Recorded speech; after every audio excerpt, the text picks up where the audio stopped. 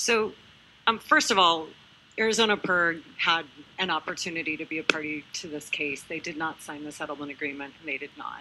And though I appreciate what you're saying with regard to the billing, that would have to happen one every month. Let me give you a real life scenario, an explanation. I am not on a demand rate. I'm not, because I have kids and I know we'll screw up. And they have screwed up. And when we were sitting here in our 5-day hearing, I pulled up my hourly usage, and APS has repeatedly said I would save $150 per year by going to one of the demand charge plans. Okay, so there was a day that happened over the course of this hearing where my teenage son went to the house at 6 o'clock. He cranked the air down. He put a frozen pizza in, which a lot of kids do. We got home. I freaked out. But while we were sitting here in that hearing, I pulled up my hourly usage, and I looked at that 1 hour of use and looked at the kilowatts. And when I did the math on it, it would have been at least an $80 pizza. Okay, so please explain to me how, without you guys or APS being psychic, that $150 a month savings, one, would be negated if we screwed up more than once or twice even in any given year, correct? And two, the reason that we are not here, or the reason we are here, sorry, is because these rates are not just and they are not reasonable, period. That's why we're here today. We're not here because people aren't educated. We're here because the rates are literally killing people. Seniors are dying in their homes because they can't afford to pay their bill. I mean, the amount of phone calls and emails that I have received from seniors, from single moms, from sick people.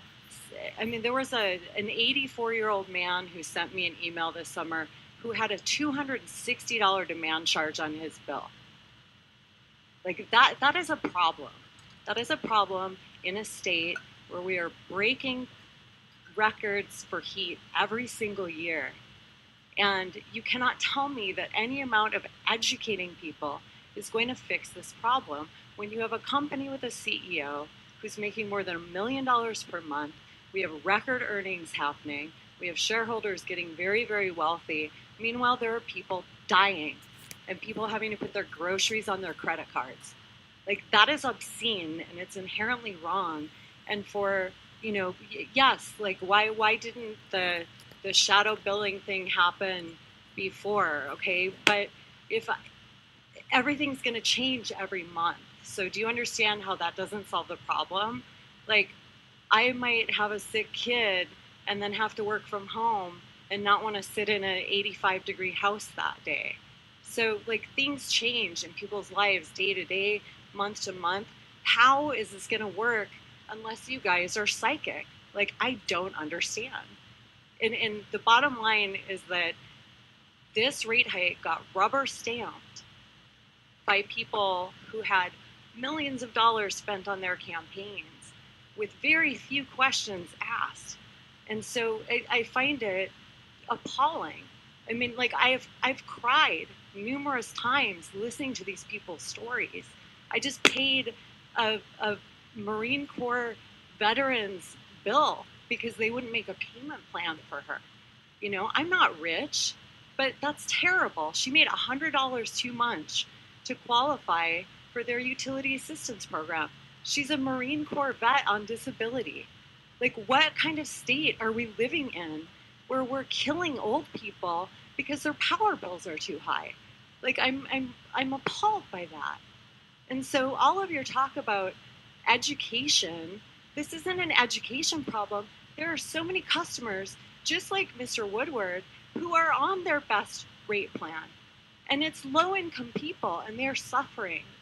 And if you don't, as the commissioners, do something about this in a meaningful way, the blood of the people who are going to die this summer is on your hands. So please,